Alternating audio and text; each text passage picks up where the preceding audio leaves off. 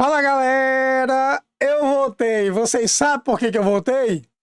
Ela vai explicar. Hoje, porque era um dia que eu podia e ele podia. Eu podia. Vocês entenderam? Não entenderam ainda? Peraí de novo. Hoje, porque era um dia que eu podia e ele podia. Eu podia. Olha, se vocês não entenderam, o povo tá tentando entender, já tem 11, 12 anos o que ela falava. Então vão se inscrever, tá entendendo? Pra ver se a gente chega a 100 inscritos, 200 inscritos, pra depois a gente fazer o quê? Colocar uma meta, nós vamos deixar uma meta aberta. Quando a gente atingir a meta, nós... Viu? Quando a gente atingir a meta, nós dobramos a meta. Mas vamos ao que interessa. Eu vou trazer o que nós vamos falar. É um assunto um pouco chato, mas tem que ser debatido, que é a questão da maioridade penal. Ninguém aguenta mais isso. E os fatos são chocantes. Eu trago para vocês aqui uma matéria da Câmara. Isso aqui é do site da Câmara, né? câmara.leg.br, quem quiser saber a fonte. Câmara aprova em segundo turno a redução da maioridade penal em crimes graves. Em crimes graves. Você poderia até ficar feliz, mas isso foi em 2015, 19 de 8 de 2015. Olha que coisa absurda. Eu acho que isso foi na época do caso Champinha. Aquele que dividiu as partes de seres humanos vivos. Vocês entenderam? E nós, depois de mais de 10 anos, ainda estamos debatendo e vendo todos os meses crimes graves cometidos por adolescentes que se escondem atrás do escudo da maioridade penal. Entenderam? Então, assim, é triste, ó.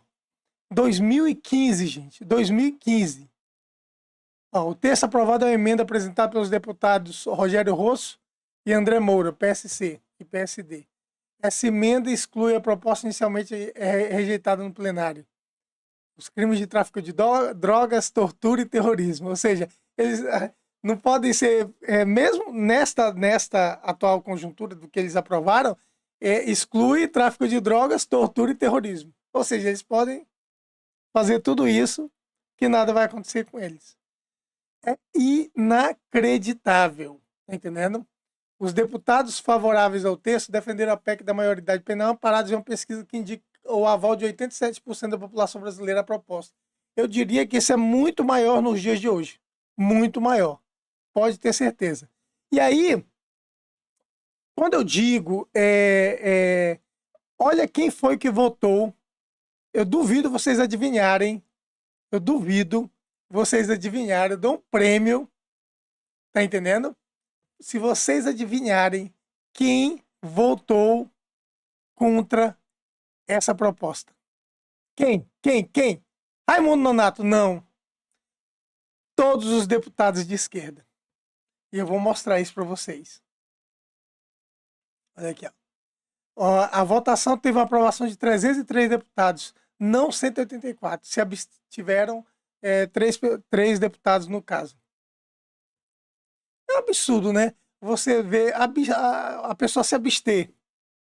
Quer dizer que eu votei para a pessoa decidir no meu lugar, tá entendendo? E ela se abstém. Se fosse para alguém votar, ficar em cima do muro, eu não elegeria uma pessoa dessas. Mas olha aqui, ó. O DEM, que hoje é o atual União Brasil, votou favoravelmente. Adivinha aqui, ó. PCdoB. Olha aqui, ó. Não.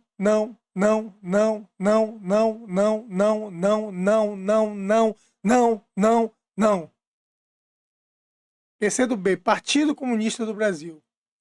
Aí vamos pro PDT. Não. Abstenção, não. Sim, não. Não.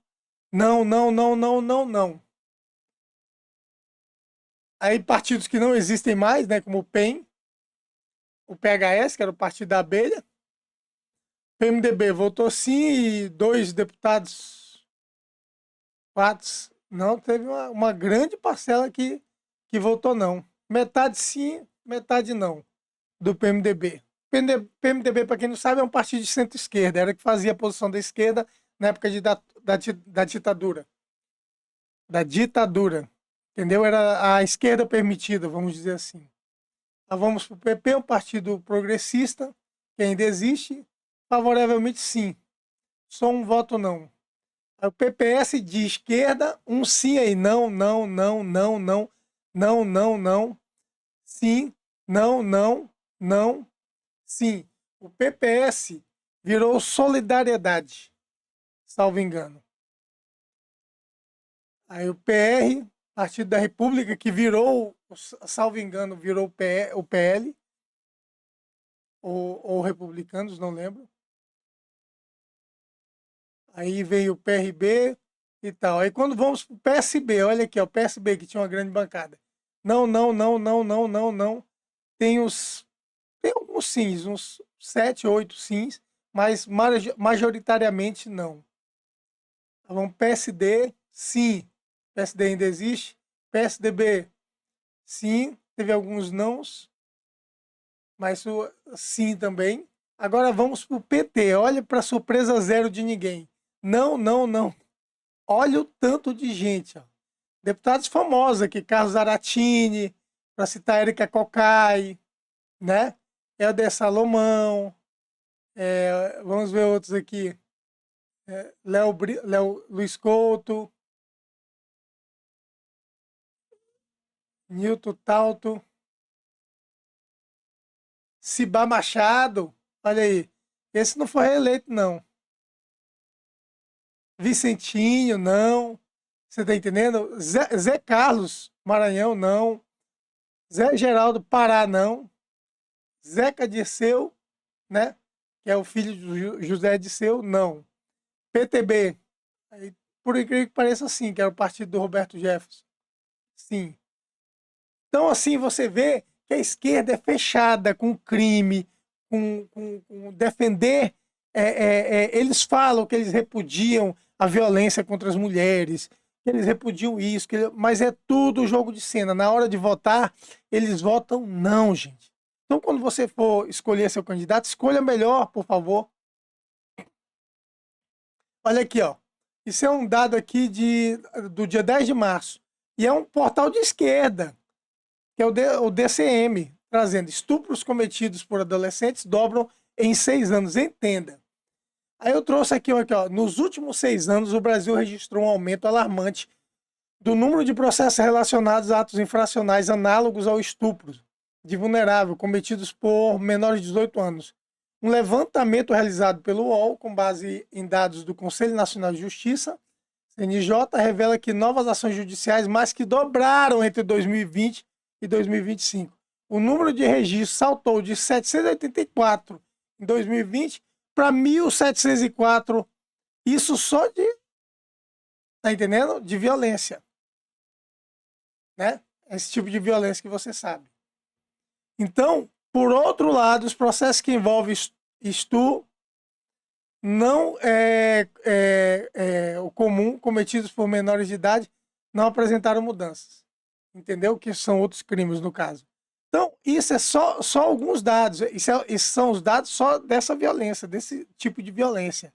Mas imagine se isso ocorreu nessa categoria de violência dos menores, nas outras também dobrou, triplicou. Furtos, roubos, assassinatos, tráfico de drogas. Tá entendendo? Chegou a hora de parar essa palhaçada. Temos que discutir. Isso tem que ser votado. Não dá mais para admitir esse tipo de situação. Olha aqui, ó, é organizador de torneios de luta clandestinos. Isso é 2025. Oferece a uma menina de 13 anos como prêmio. O menor, tá entendendo? Oferecia para quem vencesse o duelo, eles se reuniam como se fosse o filme Clube da Luta. Só que o Clube da Luta tem um sentido filosófico, não é essa besteira que esses garotos estão fazendo. Você tá entendendo? Então, aí o que acontece? Eles pegam, começam a se digladiar e, como prêmio, ganhavam uma garota. A namorada do próprio cara. Olha que absurdo, que era menor. Aqui, ó. Um organizador de torneios de luta clandestinos em praças públicas em Boa Vista ofereceu sua namorada, uma menina de 13 anos, como prêmio ao vencedor do torneio. Os campeonatos clandestinos de luta estão se tornando tendência em todo o Brasil, como algumas ocorrências letais. Em um caso, o oponente deu um soco no outro depois que ele já estava nocauteado. O homem ficou 3 dias internado e morreu. A polícia de Roraima investigou o crime, ou seja, ocorreram mortos. Então, assim, chegamos a um estado insustentável. Vamos para a próxima matéria. São vários casos que ocorreram, eu estou falando só dos últimos meses, viu? Só dos últimos meses. Isso definitivamente é para ficar revoltado. Revoltado, revoltadíssimo. Você tá entendendo? Então, se você não fica revoltado assim como eu, meu amigo, é absurdo. A gente está discutindo isso ainda de novo. Vamos ficar centenários ainda discutindo problemas que são de fácil resolução, que outros países já resolveram com leis mais duras. Olha aqui, réu por violência, né? Coletiva em Copacabana se entregou usando camiseta que dizia em inglês: não se arrependa de nada. Se entregou à polícia. Aí a imagem ganhou as redes sociais e o detalhe, fase Regret Nothing, que foi publicada inicialmente pela Folha de São Paulo. Expressão associada a grupos misóginos que propagam discurso de ódio contra mulheres. Essa parte é mentira. Eles querem criminalizar os canais Red Pill e querem usar isso como desculpa. Ninguém incentiva a violência contra a mulher, nem ódio. Somente justiça e direitos iguais. Adolescente envolvido em estupro coletivo no Rio se entrega à polícia. Com isso, 5 indiciados pelo crime encontram-se presos. Adolescente de 17 anos, olha aqui. Indiciado pela violência coletiva de outro adolescente com a mesma idade, se entregou nesta sexta-feira, na 54ª Delegacia de Polícia de Belford Roxo, e foi apresentado pela Polícia Civil do Rio de Janeiro. Com a apreensão, encontram-se presos os 5 indiciados pelo crime que ocorreu em um apartamento em Copacabana, na zona sul da capital fluminense, em janeiro deste ano. Os adultos presos com idades de 18 e 19 anos responderam pelo crime de estupro, e o adolescente por ato infracional análogo ao mesmo crime, mais 2 inquéritos. Desculpe. E o adolescente por ato infracional análogo ao mesmo crime, mais 2 inquéritos foram abertos para investigar novas denúncias contra o grupo, segundo a Polícia Civil.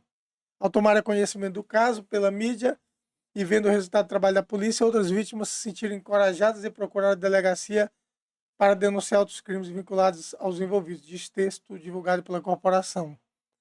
Então, olha o que vai acontecer com esse rapaz. Ele foi internado, coitadinho dele. E detalhe, ele foi o mentor dessa violência. E vai ser internado para cumprir medidas socioeducativas, podendo ficar internado até os 21 anos somente. Isso é justo? A mesma coisa ocorre para se eles desviverem, né? Tirarem a vida de outras pessoas. Acontece a mesma coisa. Se eles forem menores, só podem ficar até 21 anos. Então, é absurdo o que está acontecendo. E aí nós vamos trazer para mais... Eu me revolto, e é muito revoltante, o caso Orelha. Polícia Civil, polícia pede internação de adolescente envolvido no crime. Esse é o caso do caso Orelha, né? Que é o cachorrinho, eu não sou tão... Para mim, cachorro é para guardar, para guarda, né? Para salvaguarda, treinamento, mas a gente se afeiçoa a esses cães. Não trato eles como humanos, ou como alguns pais de pet, mães de pet, mas tenho o maior respeito e sou contra esse tipo de violência. Entendeu? Isso é repugnante. Quando perguntaram para Salomão, até como cristão, quando perguntaram para Salomão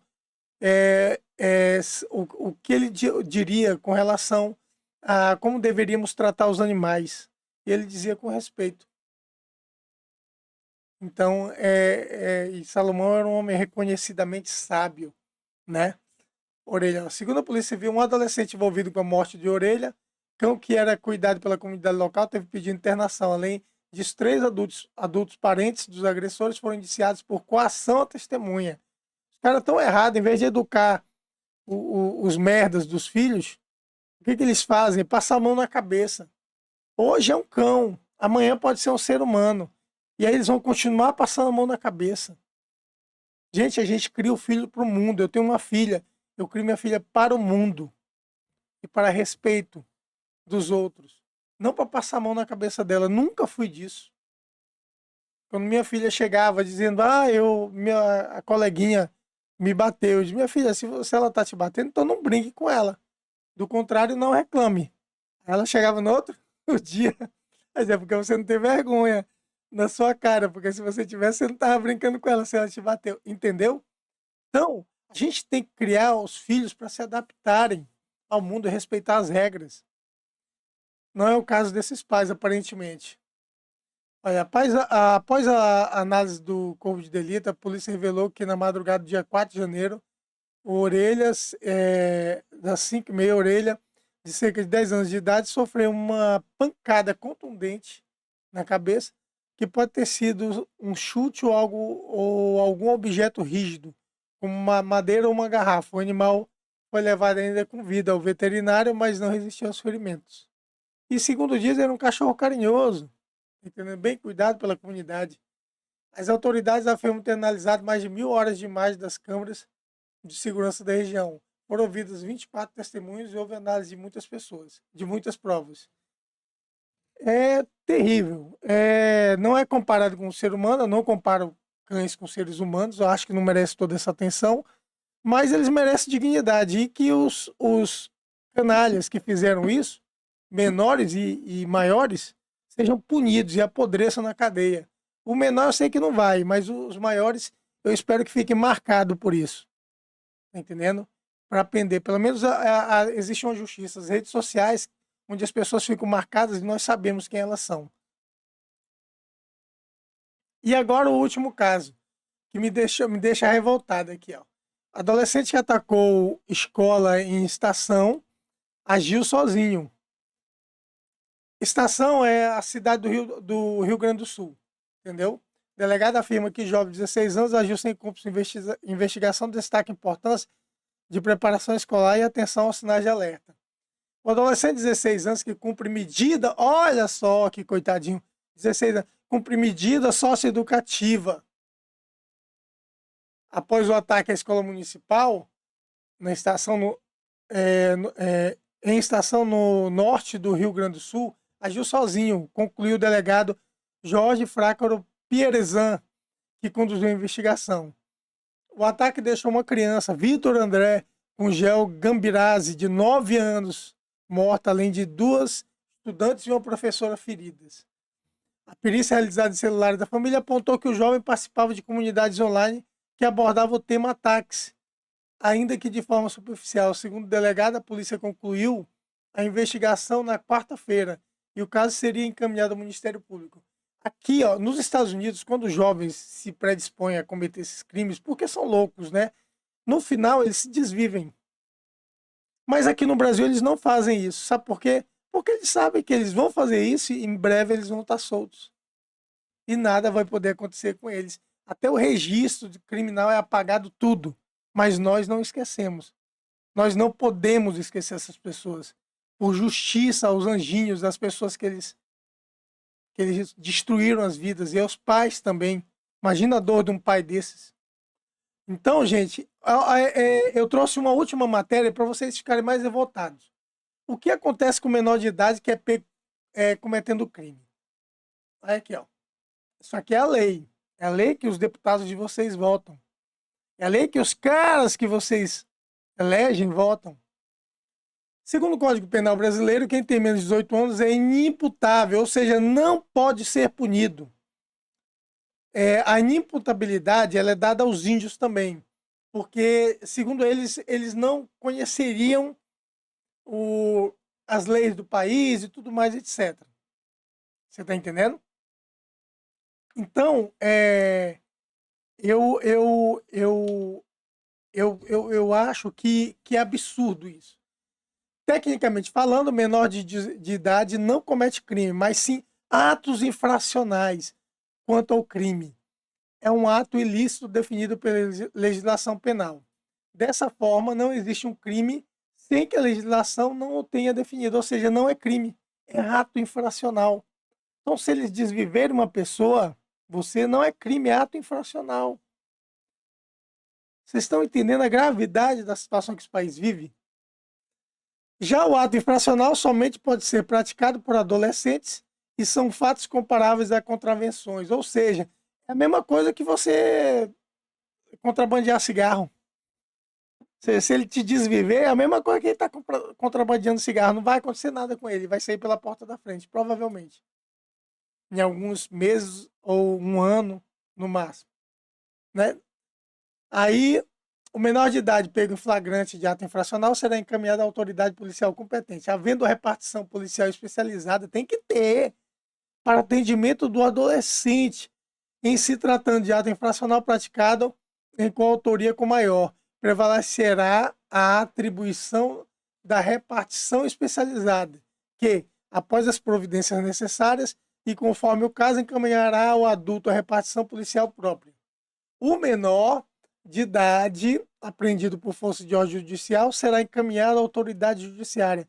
Em caso de flagrante passional cometido mediante violência ou grave ameaça, a autoridade policial deverá lavrar o auto de apreensão, ouvidos das testemunhas e o adolescente, apreender o produto e os instrumentos da infração, requisitar os exames e perícias necessários à comprovação da materialidade e autoria da infração.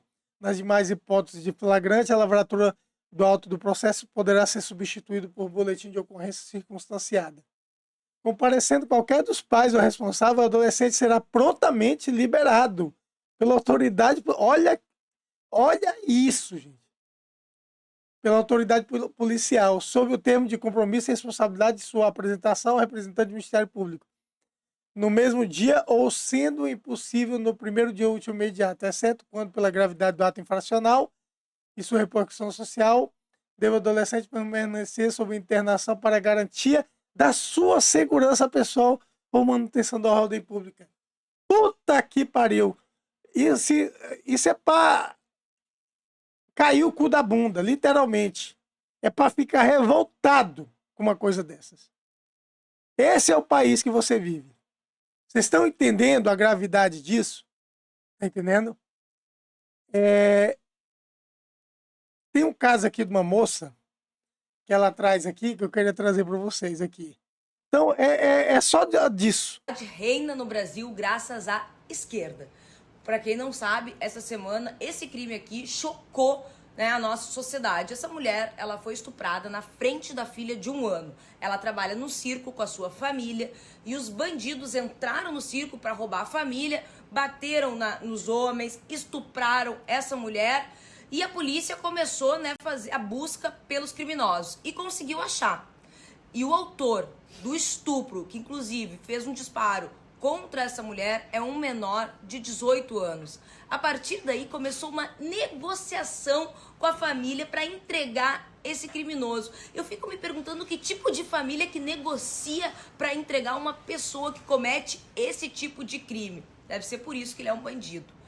Mas para quem não sabe, esse menor de 18 anos que cometeu um estupro e tentou matar uma mulher, ele vai ficar no máximo, 3 anos, né? Isso é só para vocês terem noção. O menor de 18 anos não é nem preso no Brasil. E depois disso ele vai sair com a sua ficha limpa. Olha que maravilha, para poder cometer mais crimes quando ele for maior. E aí assim, quem sabe um dia, né, pagar por alguma coisa. Vocês estão entendendo a gravidade do que nós vivemos? Se você não se indigna, você não fica com raiva, você não é humano, literalmente. Então, gente, conversem com seus amigos, conversem com as irmãs de vocês, as mães de vocês que estão em risco, as filhas de vocês. Tenham compaixão para que essa violência não chegue à vossa casa.